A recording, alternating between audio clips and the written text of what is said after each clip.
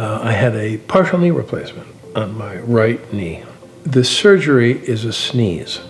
You fall asleep and you wake up and it's been done. The knee today is fine. There's no pain, no agony, no struggle whatsoever. Absolutely perfect. I know Northern Westchester Hospital because I've been here a lot, because I got 3 kids who were much too active. It's been a terrific hospital.